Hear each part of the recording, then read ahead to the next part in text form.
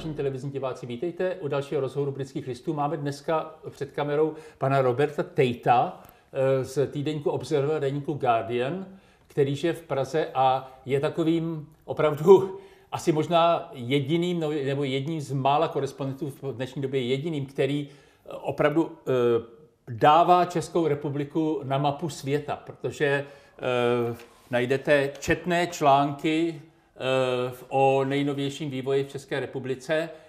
Budeme hovořit anglicky, omlouvám se za ty titulky. Mr. Tait, how long have you been living in the Czech Republic? That's a complicated question to answer. We arrived here really as a result of professional circumstance. My wife got a job here with Radio Free Europe in 2010 that conferred a lot of benefits that were attractive to her, and that's why we came. And I came with her, but I've not always been here during that time, though. Yes, we've been based in Prague together, but there have been long periods in between times when I've been based somewhere else, Jerusalem mainly, but also in the US for a short time. So you had an international marriage where you never saw each other? We'd see each other maybe once a month for quite a few years, but that's stopped now. So since when have you actually been in Prague continuously? 2016, summer of 2016. All right, so basically you've been here for about 3 years. Yes. What do you make of it? I love Prague. It's a city that I've formed a very strong bond with, and that's a huge surprise to me. I never expected that to happen. I never expected to come here. Prague is it's a cliche to say it's a beautiful city, but it's more than that. I mean, walking through the streets of Prague sometimes, I hesitate to paraphrase the words of Tony Blair at the time of the Good Friday Agreement. He felt the hand of history on his shoulder, but sometimes walking through the streets of Prague, I feel that I'm stalked by history's shadow. Really? Yes, I do. There are just so many hidden ghosts in this city, even to the extent that I wonder who lived. I live in Vinohrady, which is a very nice neighbourhood just outside the city centre. And I often wonder who lived in this apartment before the Second World War. Well, there are hidden ghosts throughout Europe. I absolutely feel it in Shumava, where there are these lonely stones in places where there used to be German villages. You see it in Berlin, where you see where they dragged Jews, and here in Prague as well, to concentration camps. You see it in Paris. You see it in, I don't know, Madrid, where you get these memorials of past massacres or whatever. Indeed, I mean Prague is not unique in continental Europe in that respect. But I grew up in Scotland, as you know, and we simply don't have that experience there in the United Kingdom in general. No, not very much murdering so far in the United Kingdom. Yes. One can touch wood. Okay, so you love Prague. You're saying that there are quite a lot of hidden stories, that obviously the Czech Republic isn't, because it is not a cataclysmic place. There are no catastrophes going on here, so it's not really internationally in the news. It is probably, I would assume, quite difficult for you to persuade your editors in London to actually publish something about the Czech Republic. Yes, but I've got used to that, and what I do is I sort of lie low for a while. I think about things. I may spend a little bit of time speaking to people and building things up, and I operate that way. I don't expect to get a story from the Czech Republic in every day or every week. And also my personal situation is dictated by the fact I'm also primarily looking after our little boy, who's a toddler at the moment. So the two things kind of merge. Okay. So he doesn't allow me to work all the time anyway. Okay. When you compare your experience from, say, Iran or Jerusalem or Turkey with when you are trying to do journalistic work in the Czech Republic, is there any difference? Yes, it's easier here. People will speak to you. Right. You're treated with respect. Still in the Czech Republic, there's obviously you've got a president here and a prime minister who don't give the impression that they have a great deal of respect for freedom of the press or the free media. However, in general, I would say that officials here and politicians and members of the public do respect that and talk to you quite readily. And they're very happy to talk to someone who's a representative of the Guardian. So this is still very old-fashioned. You have obviously in the Czech Republic experienced any politicians who would hide in a fridge, like Boris Johnson before the election in December, or people who would be actually consciously threatening or wanting to remove the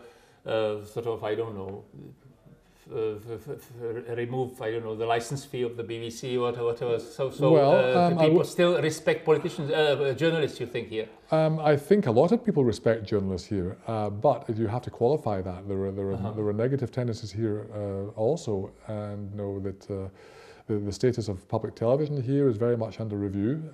Just as Boris Johnson hinted that the BBC's license may be challenged, these things are happening here as well.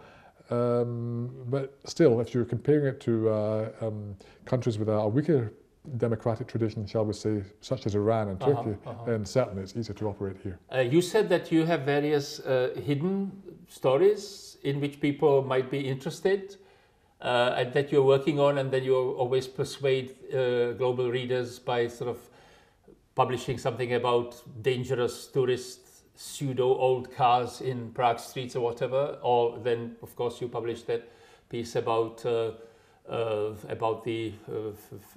bailiffs, the debt slavery in the Czech Republic, stuff about the quarrels about the Koněv monument and all that kind of things. Which other things, which in your view are sort of interesting, or you're working on, or what kind of stories, apart from these? Well, at the moment, the Czech Republic has a very complicated relationship with China, which is ongoing. The biggest company in the Czech Republic, and in the whole of East Central Europe, Petra Kellner's PPF group, have a profound economic, financial relationship and investment in China, and that is a matter that's ongoing and is complicating the Czech political scene. And currently, I'm looking closely at that, but that will take a bit of building up and explaining. There's other things as well, perhaps less topical, but no less interesting. I mean, from time to time, things emerge in Prague. It's such a fascinating city because of this, that you just never guess about. I mean, one of the ugliest blots in the landscape in this city is this terrible television tower, which is in a neighbourhood called Žižkov, known to both of us. And I've seen the thing many times, never thought about it. What I never realised until someone told me is that underneath it there were thousands of Jewish bodies. It was a Jewish cemetery, and this turned into a considerable controversy. It is interesting that when you actually write about something, it does kind of make waves, like that piece about that slavery last January really upset the Chamber of Bailiffs in this country. Prague to honor little-known savior of refugees fleeing Nazis. Velvet Revolution dissidents warn against new threats to Czech freedom. Anti-LGBT rhetoric stokes tensions in Eastern Europe. The fall of Prague, drunk tourists are acting like they've conquered the city. Is that true? I think it can be true. It's not happening all the time and not happening in every part of Prague. I think there are small neighbourhoods, perhaps just isolated streets in Prague, where fairly well-to-do people have been living there for a long time, decades perhaps, find that their reverie has been disturbed by the sudden onrush of tourists who decades ago didn't exist, and they're coming here quite often fueled by drink, and they're being led by tour guides, almost exclusively from outside of the Czech Republic, and they lead them to a place called the Lenin Wall, which was once a kind of totemic site of dissidence. Yes, you've got another article here. Imagine no graffiti, new regulation to fall on Prague's Lenin Wall. Okay, yes. What was that about? Well, this was about the vandalism committed at the Lenin Wall. It's obviously it was a site of free graffiti. You're allowed to write what you want, but people had begun to abuse this right in the most gross and offensive way. They were writing offensive messages, spray painting their Instagram accounts, spray painting obscenities, even spray painting cars and trees and neighbouring houses. And as one resident told me, this was an area where even 10 years ago you would rarely have seen a tourist, let alone a drunken mob, and that's what recently has been happening. Maybe as a English-speaking journalist in Prague, you tend to live a little bit in the kind of Prague cosmopolitan bubble, or do you? Have you got any experiences, direct experiences with quite relatively high levels of frustration that many people, many Czech citizens feel in the Czech Republic? What's your attitude towards that? Or do you think it exists or doesn't? And what is the reason for it?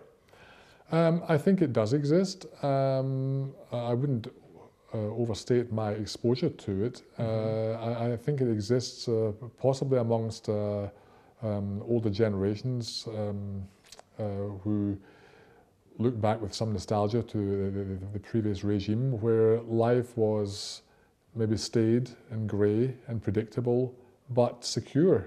And that era has gone forever. Now it's the Czech Republic, like most of the world, is a very competitive society now. Market forces have reshaped society.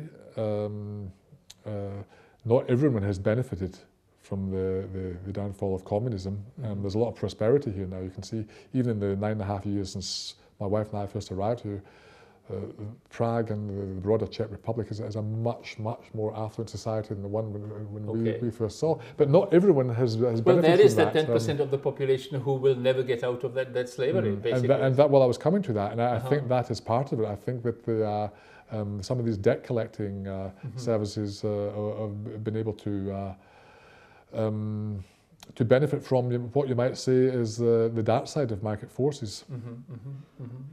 And of course, then you have these. What do you make of these fights about this Red Army General statue, Koněv or whatever, or generally populism? There's been recently some opinion polls saying that more than 60% of Czechs are afraid of immigrants, which is obviously, from you and I know that this is absolute nonsense, which has been artificially constructed in this society. So what do we do to actually sort of make people wake up? It's a little bit like in Britain when the poor English who have voted for Boris Johnson think that Get Brexit Done exists and will be realizable. So similarly, the Czechs think that that there will be an invasion of refugees which will destroy the Czech Republic. Yes, I mean, I'm not Czech. I don't have any Czechs within my family, so I can really only speculate as to the psychology behind that fear. But one guess I would make is that it stems from, once again, 40 years of seclusion under communism, a time when many of the ethnic minorities who had existed in pre-war Czechoslovakia had been either murdered in the Holocaust or driven out, as the Germans and a lot of the Hungarians were at the end of the Second World War. And so Czechoslovakia became a very homogeneous country, and suddenly that finished. But still, there are not that many foreigners here in the Czech Republic. Most of them live in Prague, and they don't constitute any kind of threat to the Czech way of life. And even the very tiny number of Muslims who there's a lot of Islamophobia here, reportedly. Because there is a lot of racism and collective guilt, basically, as well. Yeah. Yes, and the very small number of Muslims who do live in the Czech Republic are not religious people at all. They're the professionals, who merge into Czech society. So yes, it's a huge contradiction. It would probably improve if there were more Muslims or blacks or Asians or whatever, because people would realize that they are normal people. They would have a greater level of familiarity with them. That tends to be the pattern here. The more familiar people become with people who are not like them, who do not look like them, or don't share the same religion or mother tongue, then the less suspicious they become. But so I think the lack of experience that many Czechs have with foreigners is feeding into this. And I think there's maybe one additional factor, and you and I have discussed this privately in the past, which is the Czech language. I do perceive a difference between Czechs who speak English and those who have trouble with it. So if you speak Czech, as your mother tongue, and that's the only language you have, it's not the same as speaking English and not having any other language, because English is the so-called lingua franca. So you can still easily communicate with people from other parts of the world. With Czech is different. It's a language, and it's not even spoken in Slovakia as a mother tongue. Even the language in Slovakia is different. So it's not spoken outside the borders of the Czech Republic, and it's a very awkward language to learn. So it means that straight away you're having problems communicating with anyone else that has not been born in the Czech Republic.